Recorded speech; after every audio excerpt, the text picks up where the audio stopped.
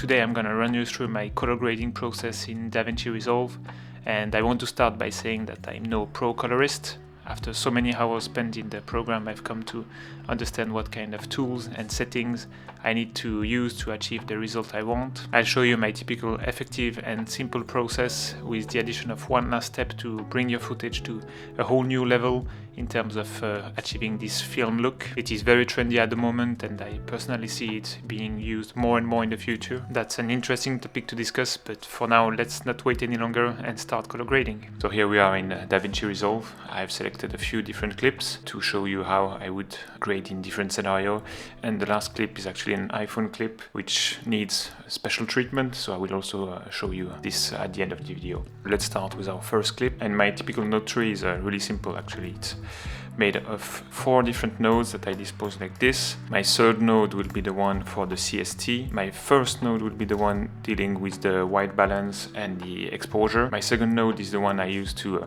just add a little bit more contrast using the log wheels. And the final node is the one for my LUT. We can start pretty much like this by putting our CST. This is an A74 clip shot on sgamut3.cine. on slog3 obviously, and then I would convert it to Rec 709. I also tick this box to get back all the contrast. From there, if I have any adjustment to be done on the white balance, I would go on the first node and mess with the white balance. Here it's quite good. For the sake of this video, let's push a little bit more on the warmer side. The tint looks okay to me. Let's push it more towards green, and we are good to go with the white balance. From there, I won't jump straight into correcting the exposure, because I will put one of my creative LUTs. My personal LUT will be, of course, linked into the description, but any of your creative LUT can do the job. At least mine also have some sort of contrast into them, so that's why I prefer to put my LUT before and then adjust my exposure later. Because it's a daytime clip, I would select the one that I called day. You see that it's way more stylized now, but it added quite a lot of contrast, and I want to recover a little bit of the shadow details and also see if I can do something in the highlights here. And for that, I'm back on my first node. To be super efficient, I've come to use a lot of these 2 sliders, the shadow and the highlight here.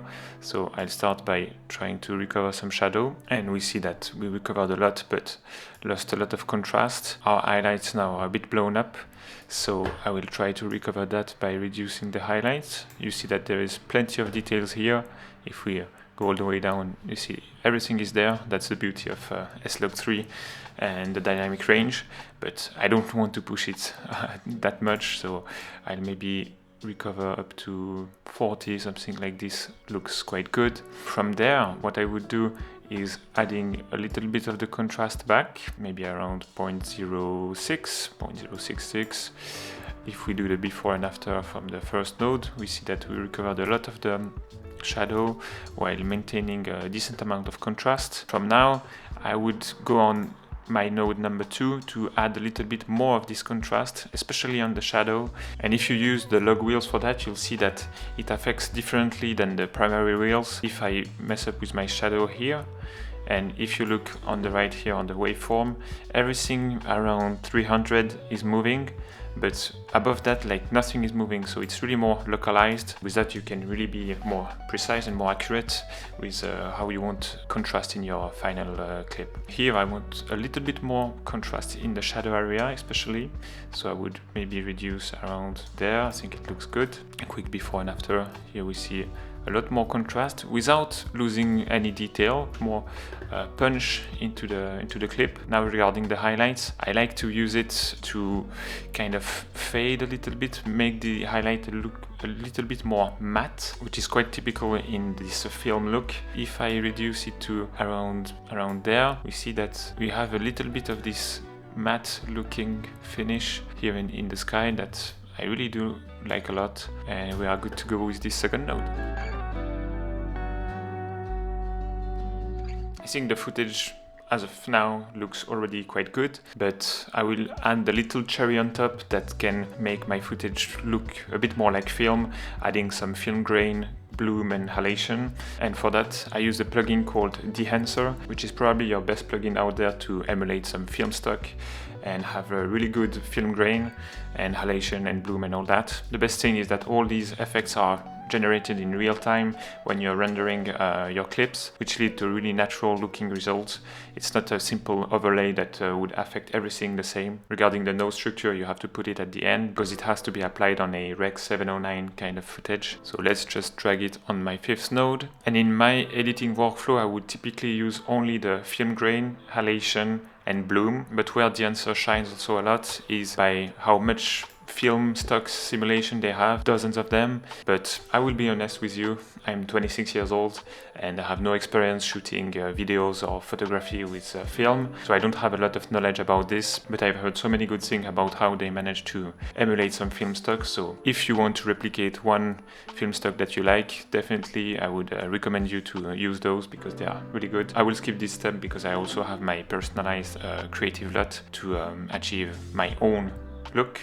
So yeah, let's move on to the film grain. And once again here, the good thing with this plugin is that you can really dial the film grain and everything as much as you want using all these settings. The size, I like to keep it at 1. The amount, I will dial this down a little bit and put it around 5. Regarding the film resolution, if you push it all the way to 100, you will end up with keeping more of the details of the original footage. But at the same time, I think it goes a little bit against the concept of the film grain. It can look a little bit weird to have a lot of details and some grain, so I would push it a little bit more around 70 to have just a little bit more detail without going against the film grain. Then you can also decide how much of this grain you want in each part of the footage, in the shadows, in the midtones, in the highlights. Here we are looking at the shadows and you'll see that if I put all the way down, there's way less grain right now, and at 100 there is way more. I like to keep my shadows and my highlights at the same values, but reduce it a little bit from the default. So I would maybe set them around 35. For the midtones, it's the same as the default. I want to be higher than the shadows and highlights, but a little bit less than the default version. So let's put them at 50. Then with the chroma, you can decide how saturated is your film grain. If we put it at 100, you see that there is some green and red going into the grain. I personally prefer just having the texture of the film grain, and that's why I would reduce it to maybe, I don't know, 15, something like this. I think we are good to go. Let's enable and disable. We see a quite big difference, and this already looks way more filmic than before. So let's enable the halation. You see that on this clip there is quite a lot, so I also use all these settings to dial it and have the results I want. And to do so, I like to use the mask mode to see more of what I'm doing. The source limiter lets you decide from what luminosity point you want the halation to start. I would reduce it a little bit for this clip. I usually keep the background gain at the default value. I like my things quite smooth, so I will increase that a little bit. Then you can decide the local and global diffusion. I typically like to add a little bit of global diffusion while reducing some local diffusion, and this looks good to me. And then the amplify slider will take into account all the previous slider and allow you to just boost all these like at once or reduce them. Let's reduce it a little bit and keep it around 30. The hue is pretty obvious. You can push your halation more towards yellow or more towards red. I like the default value actually. And then the final one is the impact, and it's typically the opacity on a Photoshop mask, for example. So it will just affect the overall opacity of this halation. I will reduce it a little bit. Actually, I will come back to my smoothness and increase a little bit more, and I think that looks good. So we can disable the mask. Now if we do enable before and after, we have all this nice halation, not too much on this brighter part, which I like a lot. So the halation I think is really important to achieve this kind of film look. But let's not forget the last step, which is the bloom. Just like the halation, you have the possibility to use a mask to see how you affect your footage. The source limiter is just the same as the halation. I will reduce it a little bit. With the detail slider, you can choose your bloom to be a bit more like smooth or a little bit more sharp, if that makes sense. I like my bloom to look a bit more smooth, so I will push it on the left side. Then with the diffusion slider, you can decide it to be more localized or more diffused. I like my bloom to be a bit more diffused. And then you have the amplify slider that lets you reduce or increase the total values of the previous effects. I will reduce it a little bit. And then once again, the impact is like the opacity. I will just disable the mask to see how it's looking right now. Maybe I will reduce a little bit of the opacity. We are good to go. It's really subtle, but the addition of all these little steps, the bloom, the halation and the grain, we have now something that really looks a bit more filmic. Now that our first clip is graded, we can grab a still, so we have it in the gallery. Once we move on to the next clip, we can just copy and apply the same grade. And what we see with this clip is that it's quite underexposed. So in this situation, I would just go back on my first node and use the offset to expose my footage properly. So let's push it all the way to the right. I think we are looking good right now. And that's it, one simple step and you manage to save your underexposed footage. So now you may be wondering how I approach grading without a LUT. So that's how I would do it. So let's just apply this grade. So we have the node 3 already, but we'll just reset everything. I keep my CST because that's the only thing that stays the same all the time. Let's go on my first node. I will just increase a little bit the temperature. I want a little bit more shadows, reduce a little bit the highlights, increase the contrast, maybe use this gain. I think it looks good around 0.2. Just in this simple step we managed to correct our exposure, keep a lot of the contrast, but now I will go on the second node to dial a little bit more of this contrast and to get this matte looking highlights. So shadow a little bit down, my highlights too, a little bit down. So when I don't use a lot and want to create a new style, I would use this fourth node and mess with the primary wheels, the saturation, basically anything that has to do with the colors to dial them in the way I want. For this clip I want it to be a bit more warm, like globally, so I would push the offset more towards yellow, orange, and the gamma too, the midtones. Just moving a little bit goes a long way, so just be careful with these primary wheels. And to compensate these warmth, I will add a little bit of blue in the shadows and in the highlights. Let's add a little bit of this blue / teal here and also here. That's a bit too much.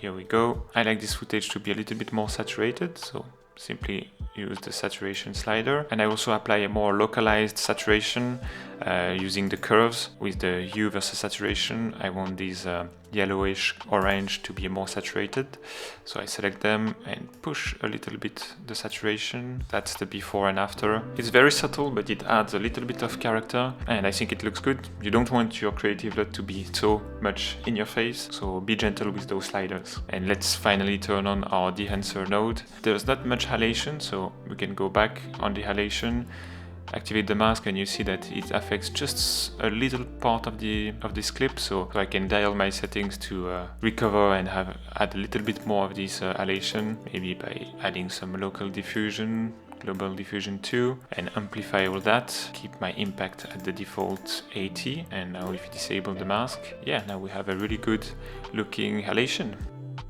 And final clip is the iPhone clip. And you'll see that the process is slightly different, but I will always start with copying the grade, and you see that it looks completely funny at the moment. That is because there is the CST.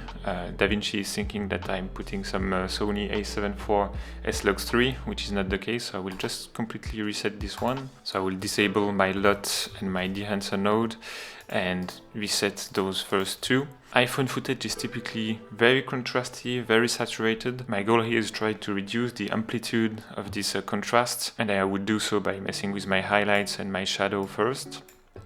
To reduce quite a lot of the highlights, bump up a little bit of the shadows, but now it's lacking a little bit of the contrast, so I would recover that with the contrast slider. I think we've already come a long way. Now we use this second node to add some localized contrast in the shadows, get these matte highlights, not too much, that looks good. We've come from this to this to this, so now you see it looks a little bit more like it was shot on a proper camera. From there I would just turn on my LUT again, and you see for this clip it looks really yellow, so I can go back on my first node and play with my white balance, move it more to the cooler side to compensate that, and I think now it looks perfectly fine. Let's turn on Dehancer. Here we have a lot of halation, especially here in this little inscription.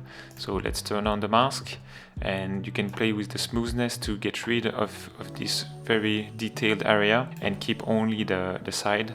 So I increase a lot of the smoothness and bump a little bit up the local diffusion, and I think we are good to go. You see that Dehancer is that extra little step that can really make your footage look not like a iPhone footage, which is a good thing in my opinion. So as I said in the intro, I see this kind of film look being more and more used in the future. We all have different tastes, but I think we can objectively say that it looks really cool, and we have finally reached a point where we can benefit from all the good things of digital cameras, namely being really flexible and cheap because it doesn't require any physical film to shoot good looking footage. But now on the software side too, we have done so many progress, and with a plugin like Dehancer we can get really convincing results, and that is achievable without any crazy computer power or some expert knowledge. So Dehancer did not sponsor this video, but they provided me with a discount code. You can use it to get 10% off if you decide to buy any of their plugin. They also have some for Lightroom if your thing is photography only, and if you decide to use my code, I will also get a little kickback that would help me a lot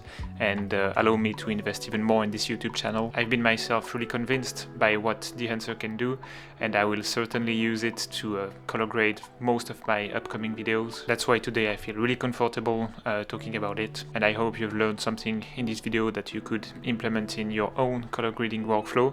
And yeah, I look forward to meet you in the next one. Bye!